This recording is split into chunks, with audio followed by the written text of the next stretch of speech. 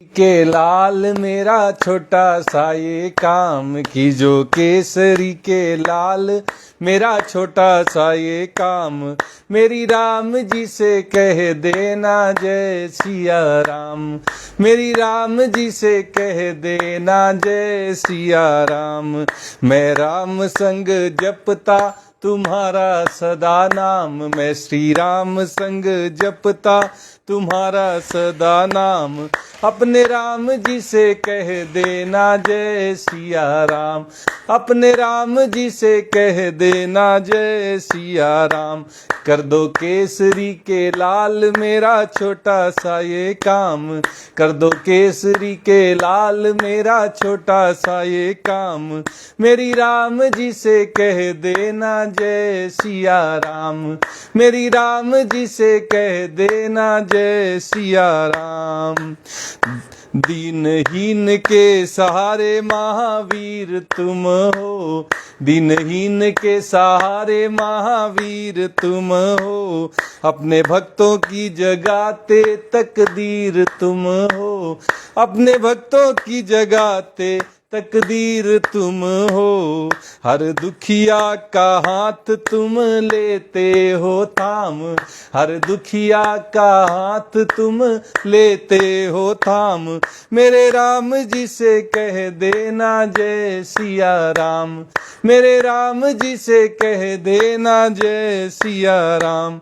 कि जो केसरी के लाल मेरा छोटा सा ये काम, कि जो केसरी के लाल मेरा छोटा सा ये काम, मेरे राम जी से कह देना जय सिया राम, मेरे राम जी से कह देना जय सिया राम।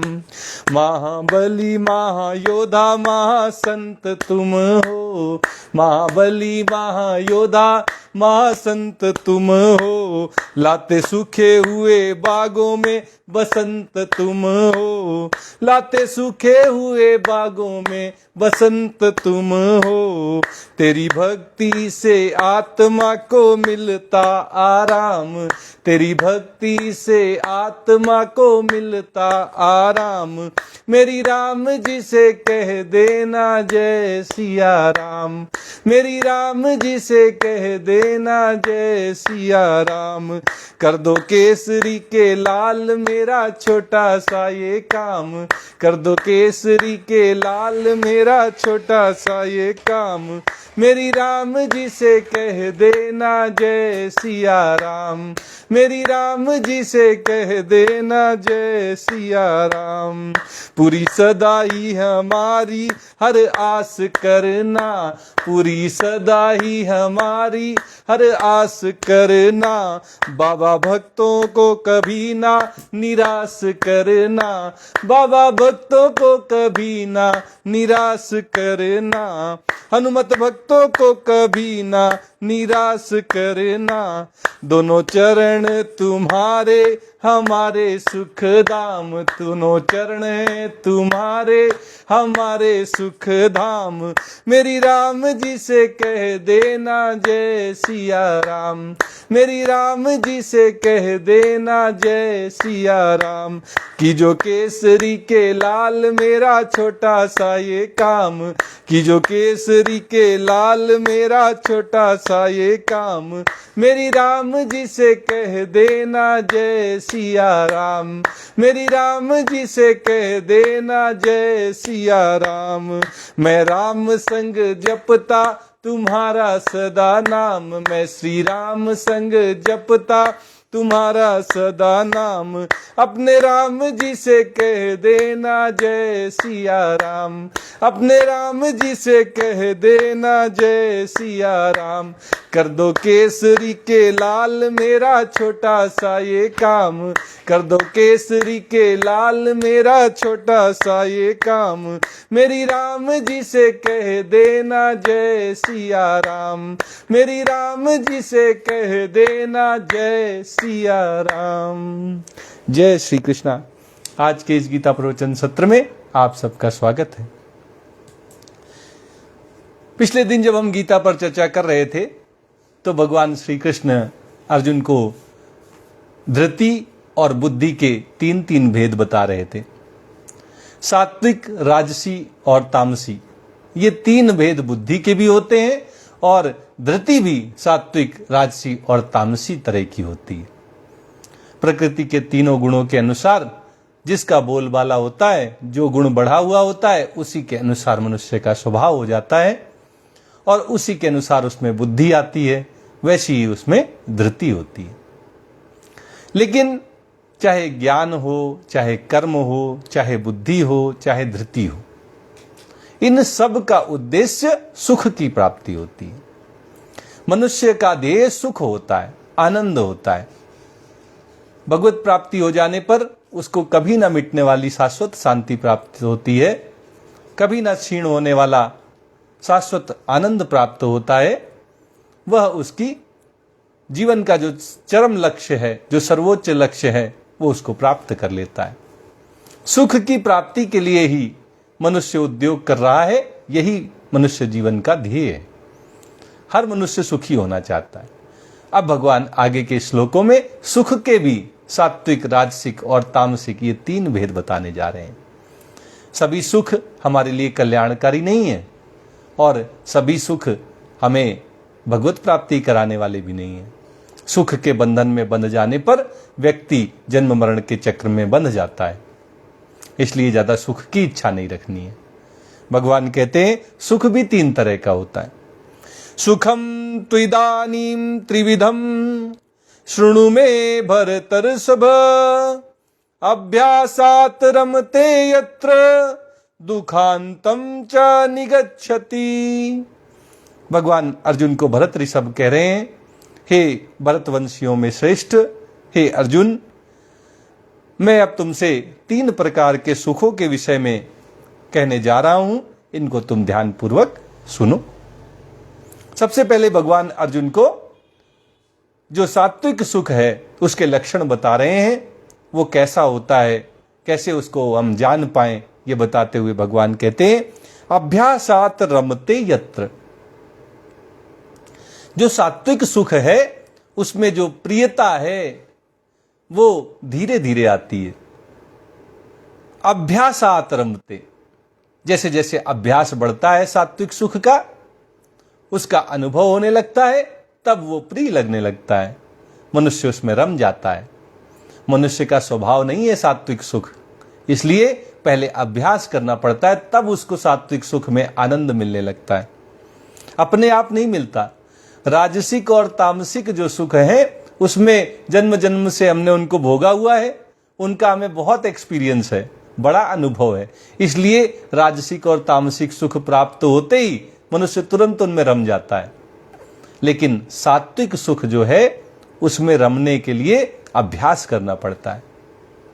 जैसे सुबह अगर आप जल्दी उठें तो ये सात्विक है, लेकिन पहले आपको बड़ा कष्ट होगा, अरे कौन सुबह उठे, कौन नींद खराब करे, सर्दी का मौसम चल रहा है, कितनी बढ़िया नींद सुबह सुबह आती है। पहले तो आपको कष्ट लगेगा, लेकिन जैसे जैसे आपका अभ्यास हो जाएगा, सुबह आप उठेंगे, ब्रह्म मुहूर्त में जागने के सुख का अनुभव करेंगे, तब आपको दिखेगा कि ये सात्विक सुख तो बड़ा सुखदायी है। इससे तो हमारे शरीर को बड़ा हल्कापन महसूस होता है, बड़ी ऊर्जा मिलती है, तब धीरे धीरे मनुष्य इसमें रम जाता है। तो अभ्यासात् रमते, पहला लक्षण है कि अभ्यास से ही सात्विक सुख का आनंद लिया जा सकता है। यत्र दुखांतम च निगच्छति, और जो सात्विक सुख है वो दुखों का अंत करने वाला है, दुखों को समाप्त करने वाला होता है। दुख जो है वो संसार के साथ जुड़ने से, संबंध स्थापित करने से ही आते हैं। हम जिस चीज के साथ संबंध जोड़ लेते हैं उसी की ममता, आसक्ति हमें बंधन में डाल देती है, और फिर जिससे सुख चाहते हैं उसी से हमें दुख मिलता है। सात्विक सुख में हम भगवान को लक्ष्य बनाते हैं, भगवत प्राप्ति को, आत्म साक्षात्कार को अपना लक्ष्य बनाकर उसकी प्राप्ति के लिए हम साधन करते हैं, यत्न करते हैं, और इसलिए उनसे धीरे धीरे मन जो संसार है उसका संबंध छूट जाता है, और जैसे जैसे संसार से संबंध छूटता है वैसे वैसे दुखों का अंत हो जाता है। इसलिए भगवान कहते हैं दुखांतम च निगच्छति, सात्विक सुख का अनुभव होने पर मनुष्य धीरे धीरे दुखों से मुक्त हो जाता है। आगे भगवान कहते हैं, यत तत अग्रे विषमिव परिणामे मृतोपमम तत् सुखम सात्विकम प्रोक्तम आत्मबुद्धि प्रसादजम। भगवान कहते हैं कि ये जो सात्विक सुख है ना, ये जन्म लेता है जब मनुष्य परमात्मा के विषय में चिंतन करता है, अपने स्वरूप में स्थित रहता है, संसार से संबंध तोड़ लेता है, तब ये प्रसाद के रूप में उत्पन्न होता है। भगवत कृपा से जो प्रसाद प्राप्त होता है वो सात्विक सुख के रूप में हमें मिलता है। दो बातें तो भगवान ने बता दी कि इसमें धीरे धीरे ही प्रियता होती है, धीरे धीरे इसमें मजा आता है, आनंद मिलता है, अभ्यास से ही मनुष्य इसमें रमता है, और जैसे जैसे सात्विक सुख का अनुभव होने लगता है वैसे वैसे दुखों का अंत हो जाता है। आगे भगवान ने कहा, यत तद अग्रे विस्मिव। ये सात्विक सुख प्रारंभ में विष के समान लगता है, बुरा लगता है, अच्छा नहीं लगता। संसार में तो बड़े भोग हैं, संसार में तो बड़े विषय सुख हैं, जब हम इनसे दूर हटते हैं तो बड़ा कष्ट होता है। सारा संसार इन्हीं में रचा बसा हुआ है और हम इनसे दूर जा रहे हैं, ये सोच के दुख होता है, कष्ट होता है, खिन्नता आती है। तो प्रारंभ में सात्विक सुख विष के समान कड़वा लगता है, लेकिन परिणामे अमृतोपमम।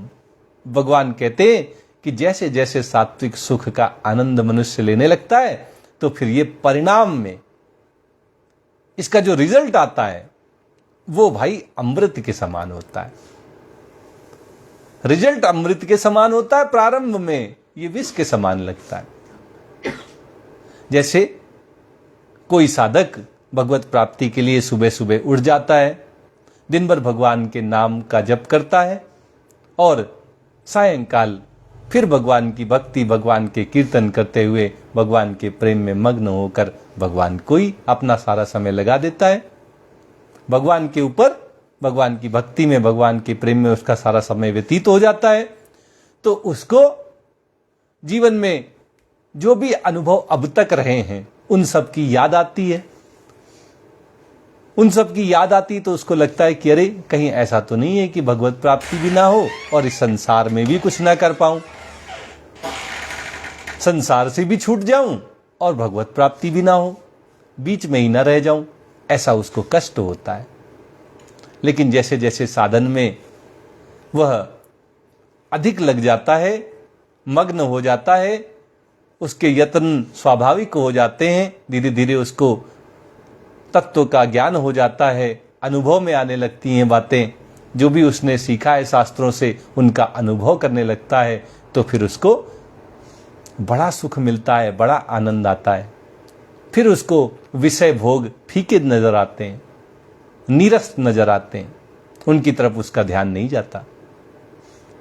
छी छी थू थू कहकर वो विषय भोगों को त्याग देता है।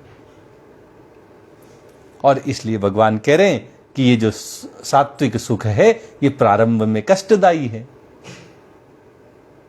लेकिन जब इसका रिजल्ट आता है, जब इसका परिणाम आता है तो ये अमृत के समान परिणाम लाता है, जीवन मरण के चक्र से मुक्त कर देता है, दुखों को समाप्त कर देता है, मनुष्य को भगवत प्राप्ति करा देता है, आत्म साक्षात्कार करा देता है।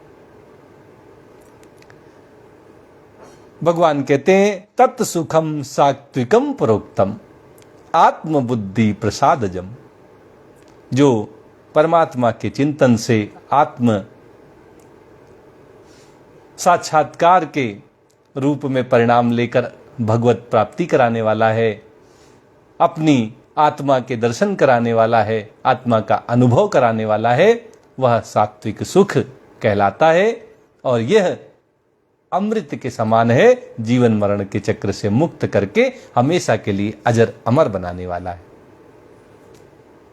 सात्विक सुख की व्याख्या करने के बाद अब भगवान राजसिक सुख के वर्णन को, राजसिक सुख का वर्णन करते हैं। कहते हैं विषयेन्द्रिय संयोगात यत तदग्रे अमृतोपमम परिणामे विषमिव तत्सुखम राजसम स्मृतम। भगवान कह रहे हैं जहां सात्विक सुख आरंभ में विष के समान लगता है और परिणाम में अमृत के समान लगता है, इसके उलट जो राजसी सुख है वो प्रारंभ में ही अमृत के समान लगता है। जब हम विषयों का चिंतन मात्र करते हैं तो बड़ा रस आता है। जो इंद्रियां अपने अपने विषय में स्वाभाविक रूप में आसक्त रहती हैं, उसके लिए कोई हमें अभ्यास नहीं करना पड़ता। अगर हमें कुछ दिख जाए तो आंखों को अपने आप सुख मिल जाता है। आंखें दृश्य की तरफ स्वतः आकर्षित होती हैं, इसके लिए कोई अभ्यास नहीं करना पड़ता। अगर सुगंध आ जाए तो नाक अपने आप आकर्षित कर लेती है उसे, उसी में रम जाती है, इसके लिए कोई अभ्यास नाक को नहीं कराना पड़ता। विषयों में इंद्रियों की स्वाभाविक प्रवृत्ति होती है, अपने अपने विषय का चिंतन करती हैं, अपने अपने विषय का भोग करती हैं। राजसी प्रवृत्ति का व्यक्ति अपनी इंद्रियों को अपने वश में नहीं रखता और इसलिए उसकी इंद्रियां जैसे ही विषयों के संयोग में आती हैं, विषयों का स्पर्श होता है, विषयों का अनुभव होता है, तो उसी में मस्त हो जाती हैं, उसी में रम जाती हैं। इसलिए विषयेन्द्रिय संयोगात यत तदग्रे अमृतोपमम। प्रारंभ में उसको ऐसा लगता है कि मुझे तो अमृत मिल गया।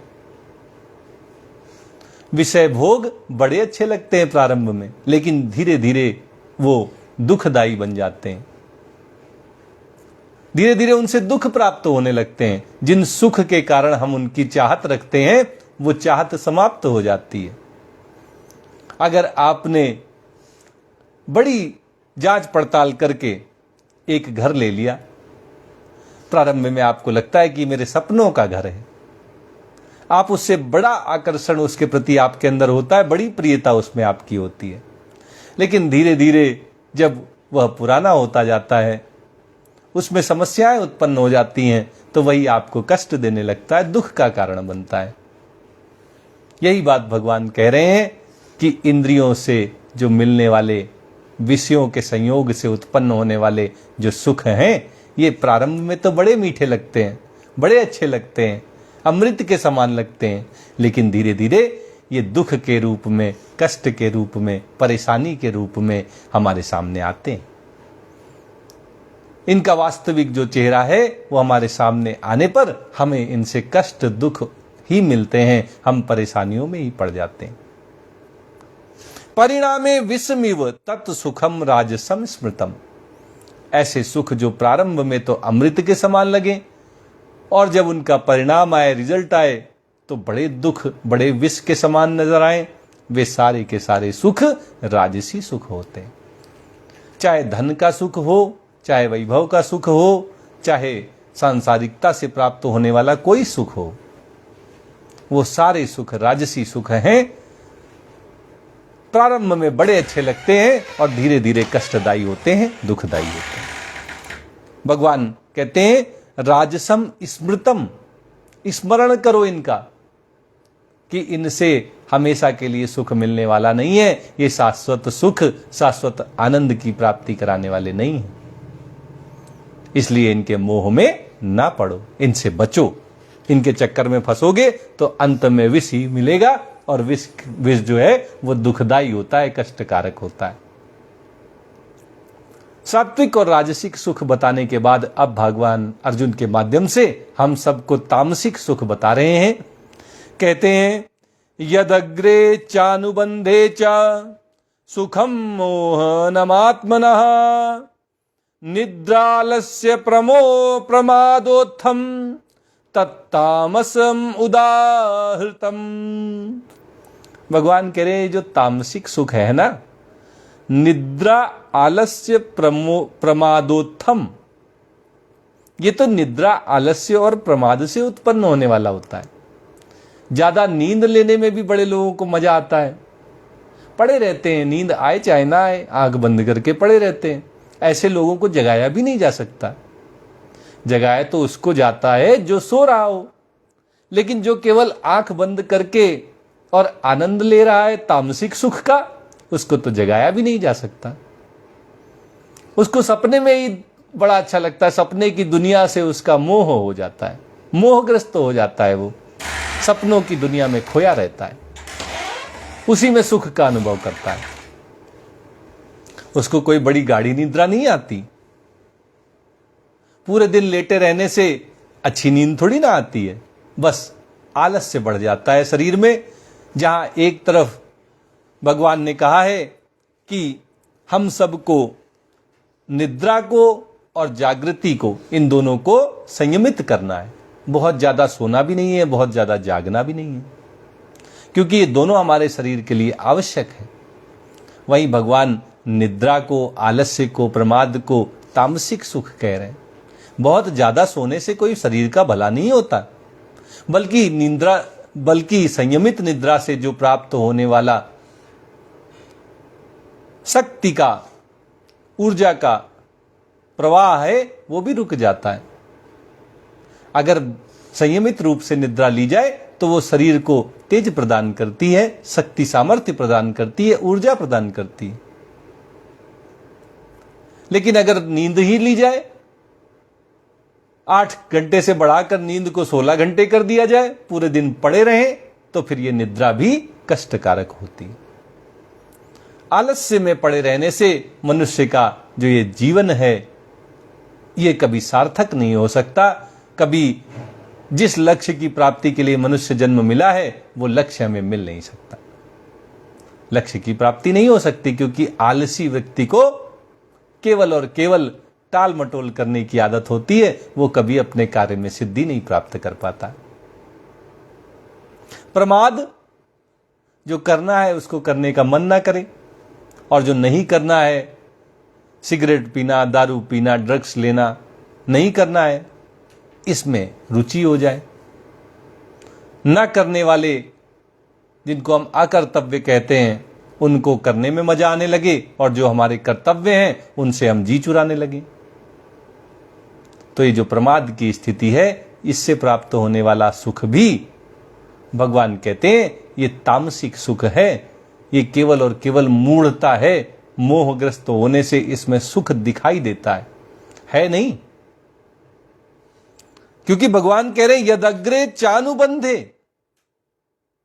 ये आरंभ में भी और परिणाम में भी, च सुखम मोहनम आत्मनः, ये अपने आप को मोह में डालने वाला है, मोहग्रस्त करने वाला है, ये मूढ़ता लाने वाला है।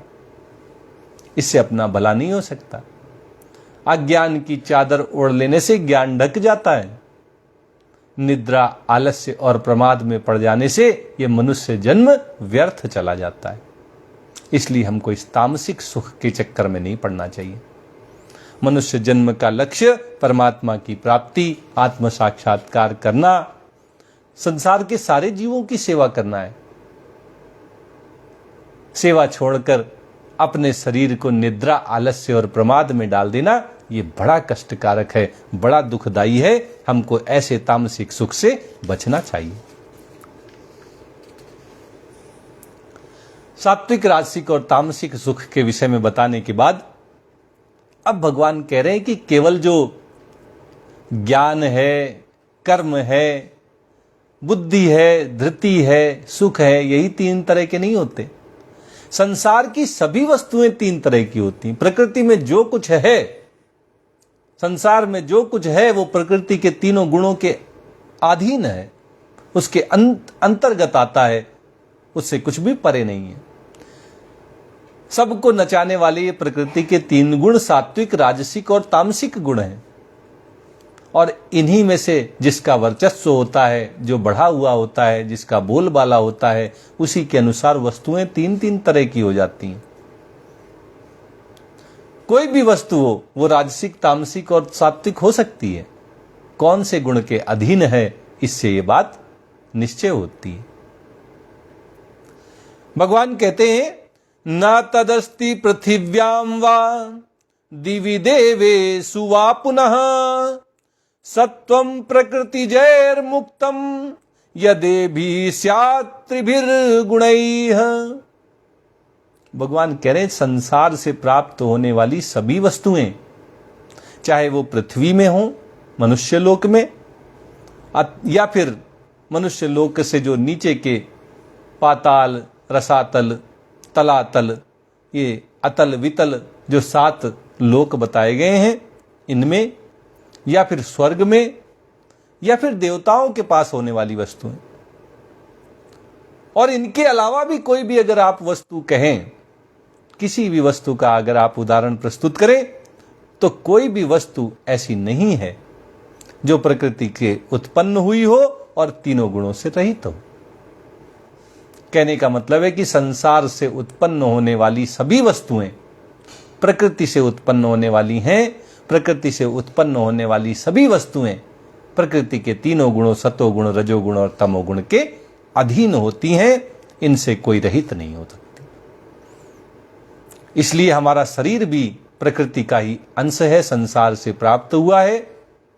ये भी सतोगुण, रजोगुण और तमोगुण के अधीन है।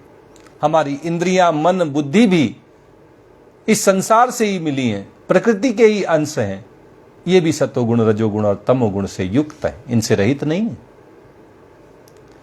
केवल जो जीव है, आत्मा है, इस शरीर में रहने वाला शरीरी है, इस देह में रहने वाला देही है, इन नामों से जिसको जानते हैं वो परमात्मा का अंश है, प्रकृति से सर्वथा भिन्न है, प्रकृति से उसका कोई संबंध नहीं है, और इसलिए केवल वह ही त्रिगुणातीत है। वो तीनों गुणों से परे है, लेकिन बाकी सब कुछ प्रकृति के तीनों गुणों, सतोगुण, रजोगुण और तमोगुण के अधीन है।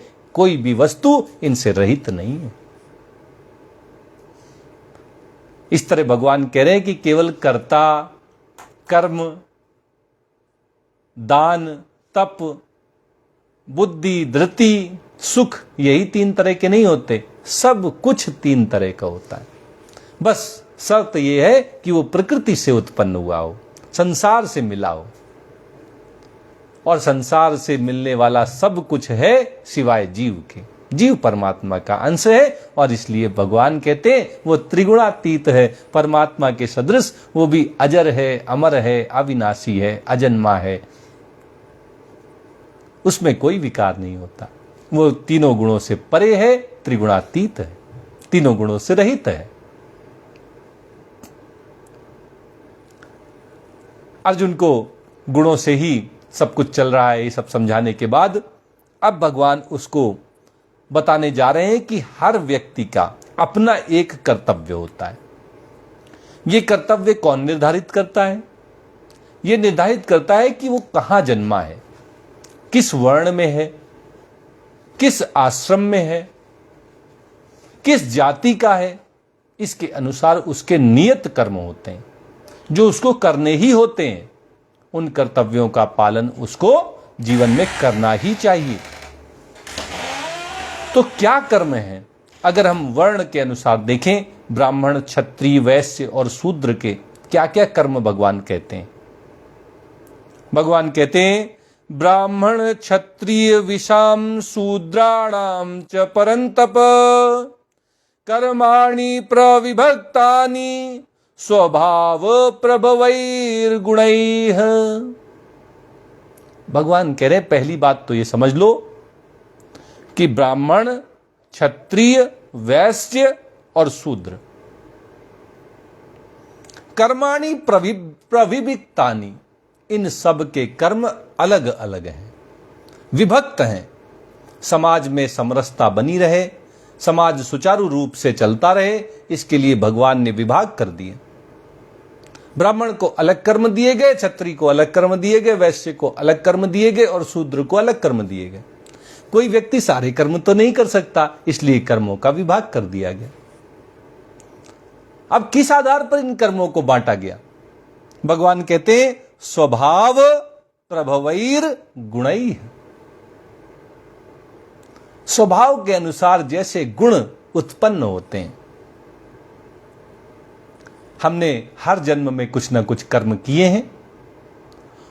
उन कर्मों के द्वारा सतोगुण, रजोगुण और तमोगुण हमारे स्वभाव में आ गए हैं। किसी के अंदर सतोगुण ज्यादा है, किसी के अंदर रजोगुण ज्यादा है, किसी के अंदर तमोगुण ज्यादा है। ये अंतर आपने भी अपने जीवन में अलग अलग व्यक्तियों में अनुभव किया होगा, किया है। हर व्यक्ति सात्विक नहीं होता, हर व्यक्ति राजसी नहीं होता और हर व्यक्ति तामसिक नहीं होता, लेकिन ये तीनों किसी न किसी व्यक्ति में गुण जरूर पाए जाते हैं, जिनका बोलबाला हो, जिसका वर्चस्व हो। तो भगवान ने कहा स्वभाव में जैसे गुण बढ़ गए हैं, जो हमारे अंदर गुण प्रभावी है, उसी के अनुसार कर्म जो हैं वो विभक्त किए गए हैं। स्वभाव प्रभवैर गुणैः, गुणों के उत्पन्न होने से जैसा स्वभाव बन गया है। अनेक जन्मों में किए हुए जो कर्म हैं वो संस्कार रूप में हमारे अंदर आ जाते हैं, कर्मों के संस्कार बन जाते हैं, स्वभाव बन जाता है हमारा उन्हीं कर्मों के अनुसार। और ये स्वभाव के अनुसार हमारी वृत्तियां होती हैं, हम क्या कर्म कर रहे हैं अब इस जन्म में भी निर्धारित हो जाते हैं, उनमें हमारी स्वाभाविक रुचि हो जाती है। और गुण वृत्तियों के तारतम्य के अनुसार ही भगवान ने ब्राह्मण, क्षत्रिय, वैश्य और शूद्र के कर्म निर्धारित किए हैं। अब भगवान उन कर्मों को हमारे सामने बता रहे हैं।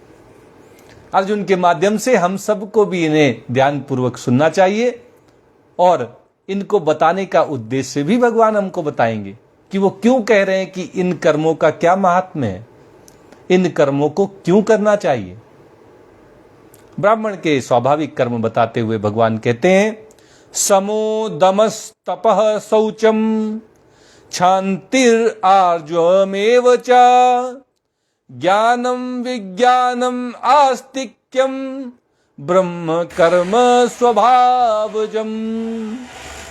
भगवान कह रहे हैं कि जो ब्राह्मण होते हैं वो सात्विक गुणों से ज्यादा युक्त होते हैं, उनमें सात्विक गुण प्रधान होता है और इसलिए उनके अंदर समः दमः तपः शौचः क्षान्ति आर्जवम ज्ञानम विज्ञानम आस्तिक्यम, ये स्वाभाविक गुण होते हैं। ब्रह्म कर्म स्वभावजम, इन गुणों को उत्पन्न करने के लिए ब्राह्मणों को कोई अलग से परिश्रम नहीं करना पड़ता। सात्विक गुण की प्रधानता के कारण उनमें ये अपने आप हो जाते हैं, स्वभाव बन जाता है उनका। क्या स्वभाव बन जाता है? समः। समः का मतलब होता है मन का निग्रह करना, मन को अपने वश में रखना, जहां चाहे वहां मन को लगा सके और जहां से चाहे वहां से मन को हटा सके, यह है समः। ब्राह्मणों में अपने मन को अपने वश में रखने का एक स्वाभाविक गुण होता है, उनका मन इधर उधर भागता नहीं है बिना उनकी इच्छा के। दमः, जैसे समः मन का निग्रह है, ऐसे ही दमः इंद्रियों का निग्रह है। इंद्रियां अपने अपने विषयों में आसक्त होती हैं। आंख स्वाभाविक रूप से दृश्य की तरफ आकर्षित हो जाती है, उसको बताना नहीं पड़ता। नाक सुगंध की तरफ आकर्षित हो जाती है, उसको समझाना नहीं पड़ता। लेकिन इंद्रियों को हम जहां चाहें वहां वो चली जाएं, उस विषय का वो अनुभव करें, उसका सदुपयोग करें, लेकिन हम जिस विषय में ना चाहें वहां वो ना जाएं अपने मन से।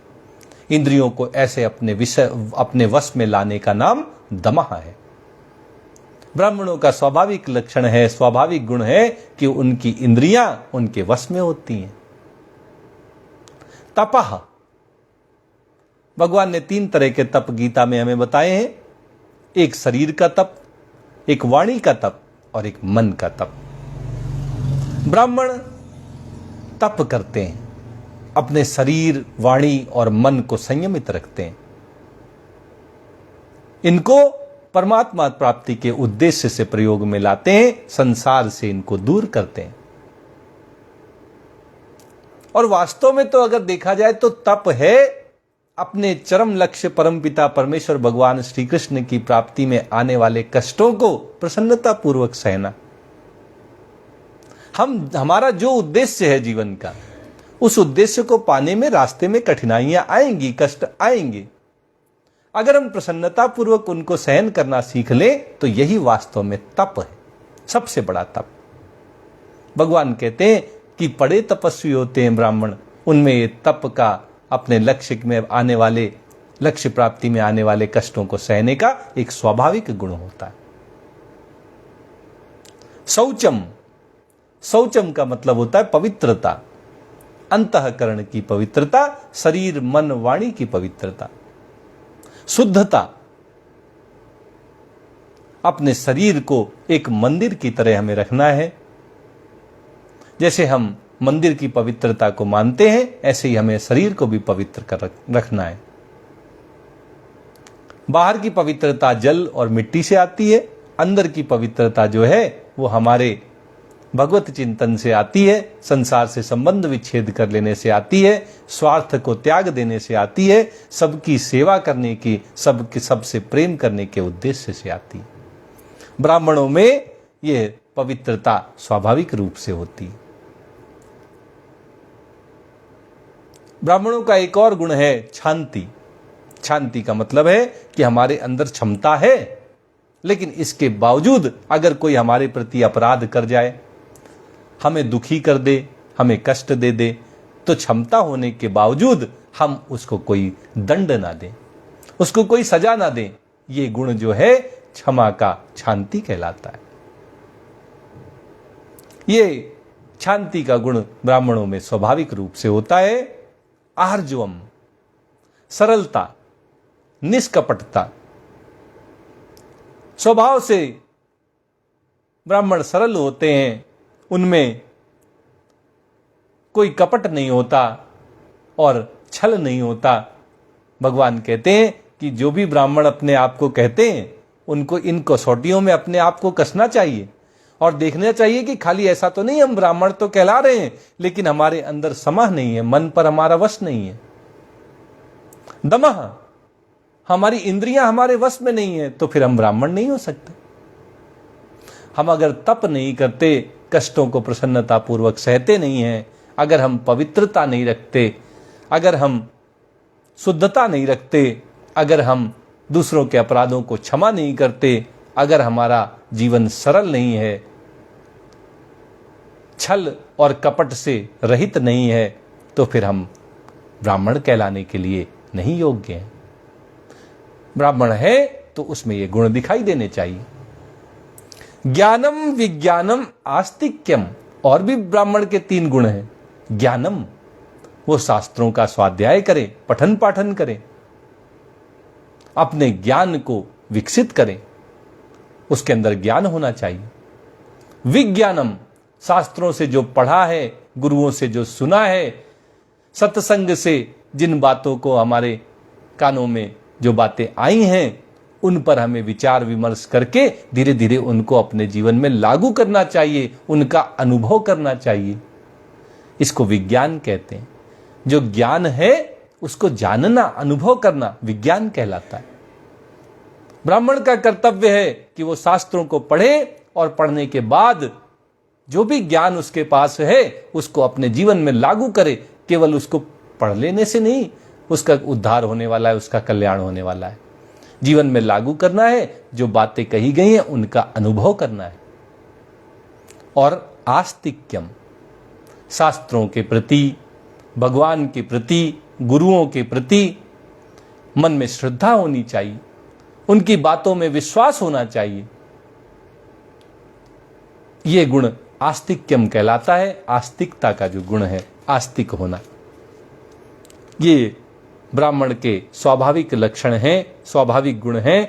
भगवान कहते हैं ब्रह्म कर्म स्वभावजम, ये ब्राह्मण के कर्तव्य हैं, स्वाभाविक रूप से उसमें ये गुण पाए जाते हैं। ब्राह्मण वही है जो इन गुणों से युक्त हो।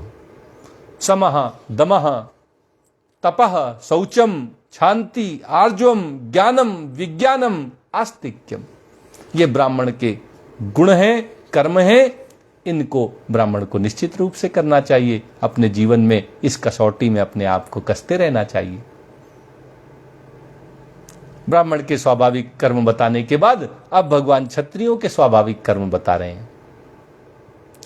कहते हैं शौर्यम तेजो धृतिर्दाक्ष्यम युद्धे चाप्य पलायनम दानमीश्वरम भावश्च छात्रम कर्म स्वभावजम। क्षत्रियों के स्वाभाविक कर्म, क्षत्रियों को इन कर्मों को करने के लिए अलग से परिश्रम नहीं करना होता, ये उसमें स्वभाव से ही होते हैं। क्या गुण होते हैं, क्या लक्षण होते हैं, क्या कर्म होते हैं? भगवान कहते हैं शौर्यम, सूरवीरता, ये क्षत्रियों का स्वाभाविक कर्म है। तेजो, एक तेज होता है क्षत्रियों में, जिसके कारण उनके सामने रहने वाले, उनकी प्रजा जो है, उनके जो अंडर में काम करते हैं, जिनको वे कार्य सौंपते हैं, उनमें एक हिचक होती है कि इनसे छुपा नहीं पाएंगे, इनके प्रभाव से प्रभावित होकर वे अपने कार्यों को करने में लग जाते हैं, कुशलतापूर्वक अपने कार्यों को करने में लग जाते हैं। तेज के कारण हम अपनी बात को दूसरों को समझा पाते हैं, दूसरे हमारी व्यवहार से, हमारी वाणी से प्रभावित होते हैं। ये गुण तेज का है, क्षत्रियों में ये तेज स्वाभाविक रूप से होता है। धृति, धैर्य धारण करना, धैर्य धारण करना ये क्षत्रियों का कर्म है, क्योंकि हमेशा एक जैसी स्थितियां नहीं आती हैं, कभी अनुकूलता आती है, कभी प्रतिकूलता आती है, कभी जीत होती है, कभी हार होती है। परिस्थितियों के बदल जाने पर हमारे अंदर कोई परिवर्तन ना हो, हम एक रूप में रहें, समभाव में स्थित रहें, इसी का नाम धृति है। ये धृति क्षत्रियों का स्वाभाविक गुण है। शत्रुओं के साथ जब युद्ध हो, उसमें जीत हो कि हार हो, उससे क्षत्रिय प्रभावित नहीं होता। वो फिर हार गया तो दोबारा लड़ने की तैयारी करता है, और जीत जाता है तो प्रजा का पालन करता है। उसके अंदर कभी भी कोई विचलन नहीं होता, वो कभी विचलित नहीं होता। दाक्ष्यम, भगवान कह रहे हैं कि दक्षता का गुण, चतुराई का गुण, योग्यता का गुण, ये जो व्यवस्था को संचालित करने का जो गुण है, दक्षता है, वो क्षत्रियों का स्वाभाविक गुण होता है। उनमें नेतृत्व क्षमता होती है। युद्धे चाप्य पलायनम, क्षत्रिय कभी युद्ध में पीठ नहीं दिखाते, कभी पलायन नहीं करते, कभी युद्ध का मैदान छोड़कर भाग नहीं जाते। यह उनका स्वाभाविक कर्म है, युद्ध करना। युद्ध से वे कभी विमुख नहीं होते। दानम, भगवान कहते हैं क्षत्रियों का कर्म है दान करना। उनमें स्वाभाविक रूप से दान करने की एक क्षमता होती है, एक गुण होता है। ईश्वर भाव, क्षत्रियों में स्वामित्व का भाव होता है, उनमें नेतृत्व क्षमता होती है, वे आगे बढ़कर नेतृत्व करते हैं, सबको अपनी प्रजा की तरह, अपने पुत्रों की तरह पालते हैं। उनका ये जो ईश्वर भाव है, स्वामित्व का भाव है, हम स्वामी हैं, हमें सबकी सेवा करनी है, ऐसा भाव उनका स्वाभाविक कर्म है। उनको, उनके अंदर ये गुण होता है।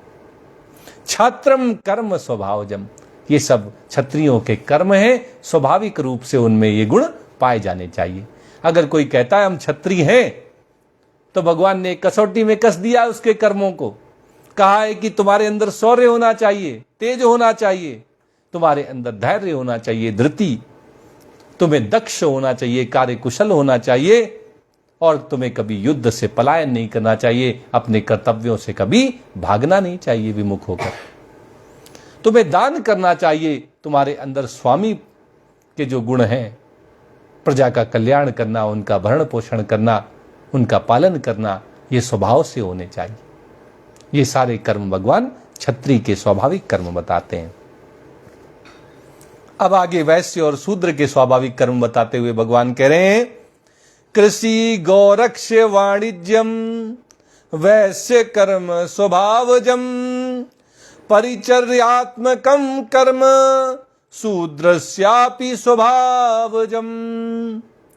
वैश्यों और शूद्रों के कर्म बताते हुए भगवान कहते हैं कृषि, जो किसानी खेती का कार्य है, वो वैश्यों का स्वाभाविक कर्म है। गौ रक्षा, गायों की रक्षा करना, पशुओं का पालन करना, ये वैश्यों का स्वाभाविक कर्म है। वाणिज्यम, व्यापार करना, समाज में जिस चीज की जरूरत है उसको हर व्यक्ति तक पहुंचाने के लिए व्यापार ही एकमात्र उपाय है। व्यापार में जो वैश्य होते हैं उनका स्वाभाविक कुशलता होती है, उनमें व्यापार करने का स्वाभाविक गुण होता है। ये तीनों कर्म भगवान वैश्यों के बताते हैं। कहते हैं अगर वैश्य है तो किसानी करे, खेती करे, व्यापार करे और गौ रक्षा करें, गायों की रक्षा के लिए कर्म करें। ये उनके स्वाभाविक कर्म भगवान बताते हैं। शूद्रों के क्या कर्म है? भगवान कहते हैं परिचर्यात्मकम कर्म, जो दूसरों की सेवा करें, समाज में सबको सुख सुविधाएं मिलती रहें, इसके लिए सेवा भाव से जो आगे बढ़कर सहयोग करें, योगदान करें, वही शूद्र हैं। जिनके अंदर सबकी सेवा का स्वभाव हो, वही वास्तव में शूद्र हैं। ये शूद्रों के कर्म है स्वभाव से। शूद्रों में सेवा का स्वाभाविक गुण होता है।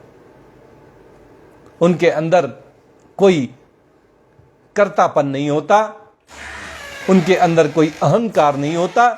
सेवा के द्वारा वे भगवत प्राप्ति तक पहुंच जाते हैं।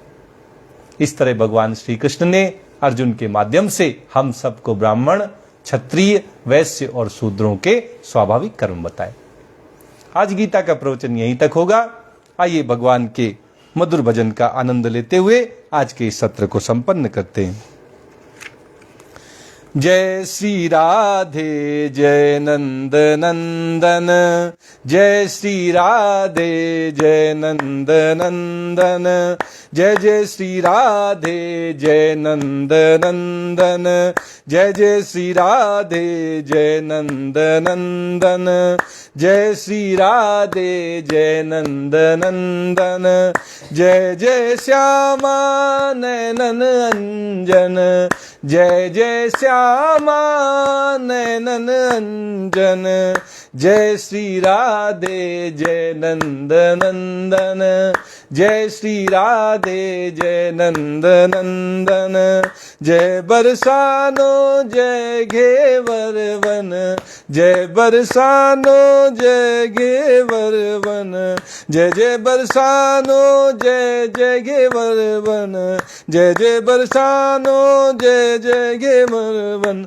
जय जय जय बरसानो जय घेवर वन, जय जय जय बरसानो जय घेवर वन, जय बरसानो जय घेवर वन, जय बरसानो जय घेवर वन, जय वृंदावन जय गोवर्धन, जय वृंदावन जय गोवर्धन, जय वृंदावन जय गोवर्धन, जय श्री राधे जय नंद नंदन, जय श्री राधे जय नंद नंदन, जय जय श्यामा नयनन अंजन, जय जय श्यामा नयनन अंजन, जय श्री राधे जय नंद नंदन, जय श्री राधे जय नंद नंदन, जय जय बरसानो जय घेवर वन,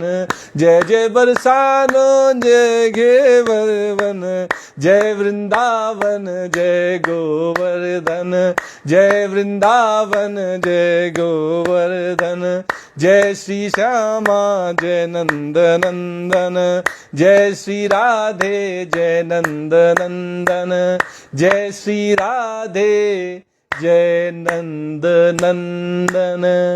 जय श्री कृष्णा, जय श्री कृष्णा, जय जय।